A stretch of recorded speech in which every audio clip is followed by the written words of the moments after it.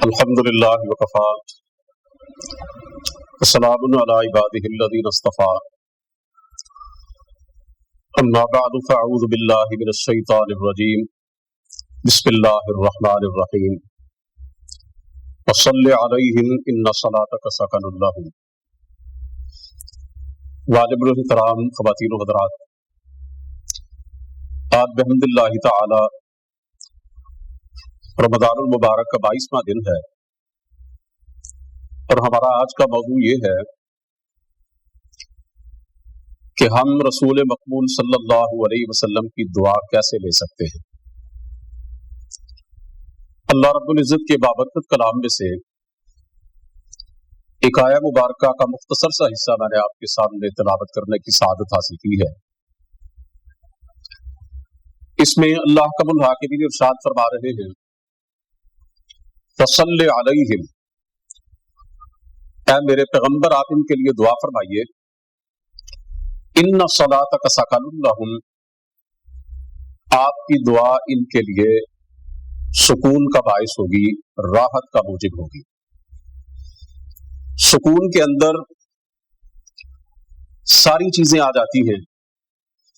دنیا کا سکون، قبر کا سکون، حشر کا سکون۔ یعنی اللہ رب العزت اپنے پیارے پیغمبر علیہ السلام سے فرما رہے ہیں کہ آپ اپنے صحابہ کے لیے دعا کیجئے تو آپ کی دعا ان کے لیے سکون کا، رحمت کا، برکت کا ذریعہ ہوگی۔ صحابہ کرام اس لحاظ سے بڑے خوش قسمت تھے کہ وہ رسول مقبول صلی اللہ علیہ وسلم کی زیارت کرتے، آپ کی خدمت میں حاضر ہو کر اپنے لیے دعا کرواتے، اور وقتاً فوقتاً رسول کریم صلی اللہ علیہ وسلم بھی ان کے لیے اپنی زبان مبارک سے دعائیں فرماتے تھے۔ مثال کے طور پر آپ صلی اللہ علیہ وسلم حضرت اسامہ اور حضرت حسن رضی اللہ تعالیٰ عنہما کو پکڑتے اور ان کے لیے دعا فرماتے، اللہم احبہما فانی احبہما، کہ الہی میں ان دونوں سے محبت کرتا ہوں تو یا اللہ تو بھی ان سے محبت فرما۔ احد کے دن آپ صلی اللہ علیہ وسلم نے حضرت سعد بن ابی وقاص رضی اللہ تعالیٰ عنہ کے لیے دعا کی، اللہم اشدد رمیتا واجب دعوتا، کہ الہی سعد کے نشانے کے اندر، تیر اندازی کے اندر قوت عطا فرما اور ان کی دعا کو قبول فرما۔ اسی طرح حضرت ابو ہریرہ رضی اللہ تعالیٰ عنہ نے آپ صلی اللہ علیہ وسلم کے پاس حاضر ہو کر عرض کیا، اے اللہ کے نبی، میری ماں کے لیے دعا کیجیے کہ اللہ اسے ہدایت عطا فرما دے۔ تو آپ صلی اللہ علیہ وسلم نے دعا فرمائی، اللہم اہد ام ابی ہریرہ، الہی ابو ہریرہ کی ماں کو ہدایت عطا فرما۔ اس کے نتیجے میں حضرت ابو ہریرہ رضی اللہ تعالیٰ عنہ کی والدہ نے اسلام قبول کر لیا۔ ایسے ہی حضرت ام سلیم رضی اللہ تعالیٰ عنہ اپنے بیٹے رسول مقبول صلی اللہ علیہ وسلم کے خادم خاص حضرت انس رضی اللہ تعالیٰ عنہ کو لے کر آپ کی خدمت اقدس میں آئی اور دعا کی درخواست کی۔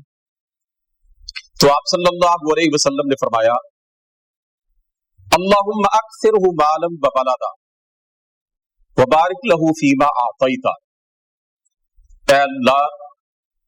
اس کی مال میں، اولاد میں برکت عطا فرما، اور جو کچھ تو نے اسے عطا کیا ہوا ہے اس میں بھی برکت عطا فرما۔ اس دعا کی وجہ سے حضرت انس رضی اللہ تعالی عنہ کی اولاد، ان کے بیٹے بیٹیاں، ان کے پوتے اور پوتیاں خاصی تعداد میں تھے، اور اللہ تعالیٰ نے انہیں مال بھی وافر عطا فرمایا ہوا تھا۔ عرض کرنے کا مقصد یہ ہے کہ صحابہ کرام تو رسول مقبول صلی اللہ علیہ وسلم کی خدمت میں جا کر آپ سے دعائیں کرواتے، خود آپ صلی اللہ علیہ وسلم بھی ان کے لیے دعائیں کرتے. تو آج ہم جیسے گناہگار اپنے پیارے نبی صلی اللہ علیہ وسلم کی دعا کیسے لے سکتے ہیں؟ اللہ رب العزت نے اس کا بھی انتظام فرما دیا. رسول مقبول صلی اللہ علیہ وسلم نے چند اعمال ایسے بتلا دیے ہیں کہ جن کے انجام دینے والوں کے لیے آپ صلی اللہ علیہ وسلم کی دعائے رحمت جو ہے وہ ثابت ہو جاتی ہے. میں اختصار کے ساتھ آپ کے سامنے رسول مقبول صلی اللہ علیہ وسلم کی ایسی ہی چند دعائیں رکھنا چاہتا ہوں. آپ صلی اللہ علیہ وسلم نے فرمایا رحم اللہ امرأ صلی قبل العصر اربعا، اللہ تعالی اس بندے پر رحم کرے کہ جو نماز عصر سے پہلے 4 رکعات پڑھے. چند منٹ لگتے ہیں 4 رکعات پڑھنے پر، تھوڑا سا وقت صرف ہوتا ہے، لیکن اگر ہم اس کا اہتمام کر لیں تو اپنے پیارے پیغمبر علیہ الصلوۃ والسلام کی دعائے رحمت کے حقدار بن سکتے ہیں. اسی طرح آپ صلی اللہ علیہ وسلم نے فرمایا رحم اللہ رجلا، اللہ تعالیٰ میرے اس امتی پر بھی اپنا رحم فرمائے، قام من اللیل، جو رات کو اٹھ جائے، بیدار ہو جائے، بستر کو چھوڑ دے، صلی اور نماز پڑھے، وایقظ امرأتہ، اور اپنی گھر والی کو، اپنی بیوی کو بھی اٹھائے، فقال، اور کہے قومی فصلی، اٹھو اور نماز پڑھو. سرکار دو عالم صلی اللہ علیہ وسلم نے فرمایا رحم اللہ امرأۃ، اللہ تعالیٰ اس عورت پر بھی رحم کرے، قامت من اللیل، جو رات کو اٹھ جائے، اپنے بستر کو چھوڑ دے،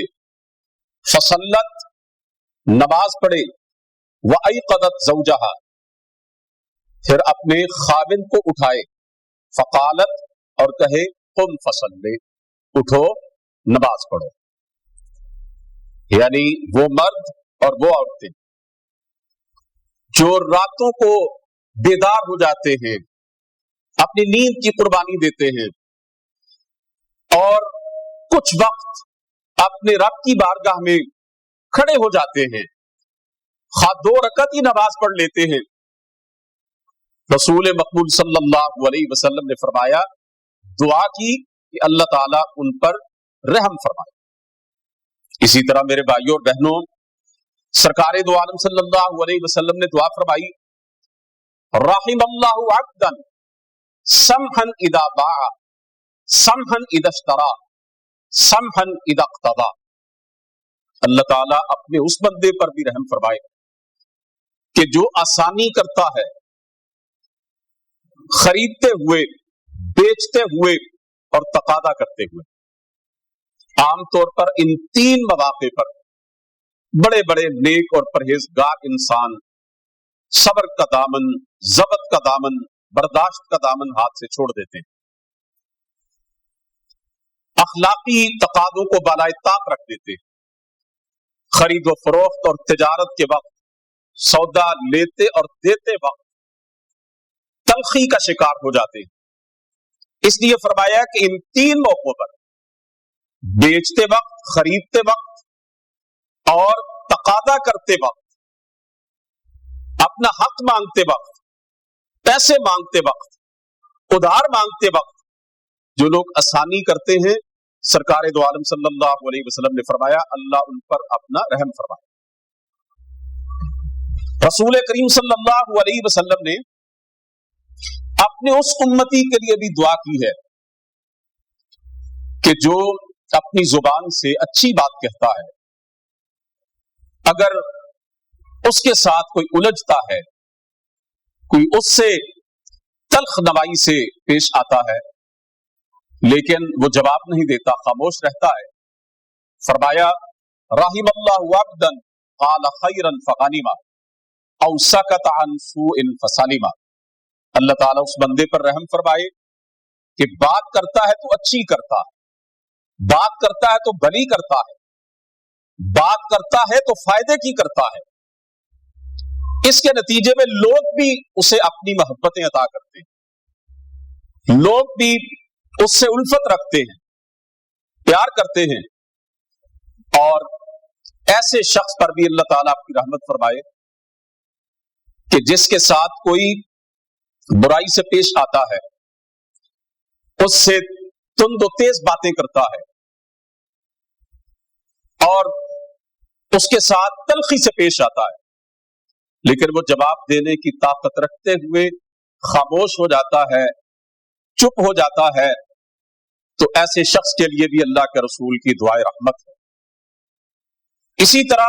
आप सल्लल्लाहु अलैहि वसल्लम ने अपने उस उम्मती के लिए भी दुआ फरमाई कि जो आप सल्लल्लाहु अलैहि वसल्लम के मुबारक फरामीन को सुनकर याद रखता है और फिर उसे आगे पहुंचाता है। जरा तवज्जो से समाअत फरमाइएगा। मेरे और आपके प्यारे पैगंबर अलैहिस्सलातु वस्सलाम ने इरशाद किया, रहिमल्लाहु अब्दन समिअ मकालती फहाफिज़हा ववआहा वअद्दा। और एक हदीस में आता है, नज़्ज़रल्लाहु अब्दन, अल्लाह ताला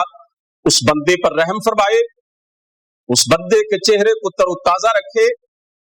जो मेरी हदीसे पाक सुनता है, फिर उसे महफूज रखता है, फिर उसे याद रखता है और फिर उसे लोगों तक पहुंचाता है। आज हम सियासतदानों की बातें एक दूसरे तक पहुंचाते हैं, दुनिया की खबरें एक दूसरे को सुनाते हैं, हम अपनी मजलिसों में पता नहीं कैसी कैसी बातों का तबादला करते हैं। हमें चाहिए कि रसूल मकबूल सल्लल्लाहु अलैहि वसल्लम की अहादीस सुनकर उनको याद रखें और फिर अपनी मजलिसों में एक दूसरे को सुनाएं, ताकि इसके नतीजे में हम रसूल मकबूल सल्लल्लाहु अलैहि वसल्लम की दुआ के हकदार बन जाएं। आखिर में आप सल्लल्लाहु अलैहि वसल्लम की एक दुआ जो कि उन लोगों के लिए आपने फरमाई है कि जिनको अल्लाह ताला किसी किस्म का इख्तियार दे, इख्तियार दे और फिर वो अपनी अवाम पर, अपनी रियाया पर, अपने मतहतों पर आसानी करें। फरमाया, अल्लाहुम्मा मन वलिया बिन अम्रि उम्मती शैअन फशक्का अलैहिम फशक्का अलैहि व मन वलिया बिन अम्रि उम्मती शैअन फरफक़ बिहिम फरफ़ुक़ बिहि। ऐ अल्लाह, जो शख्स मेरी उम्मत के मामलात का निगरान बनाया जाए, उसे कोई इख्तियार दिया जाए, फिर वो उन पे सख्ती करे तो तू भी उन पे सख्ती कर, और अगर कोई मेरी उम्मत के मामलात का अमीन बनाया जाए,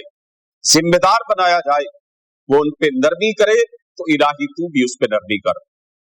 अगर आप थोड़ा सा गौर फरमाएं तो आप इस नतीजे पर पहुंचेंगे कि हम आज के 15वीं सदी के थके हुए बेअमल और बदअमल मुसलमान हैं, लेकिन सरकारे दो आलम सल्लल्लाहु अलैहि वसल्लम ने हमारे लिए भी ऐसे मौके पैदा फरमा दिए कि हम छोटे छोटे आमाल अंजाम देकर आप सल्लल्लाहु अलैहि वसल्लम की दुआए रहमत के हकदार बन सकते हैं और दुनिया और आखिरत में कामयाबी हासिल कर सकते हैं। अल्लाह रब्बुल इज्जत हमें इसकी तौफीक दे। व आखिरु दावाना अल्हम्दुलिल्लाहि रब्बिल आलमीन।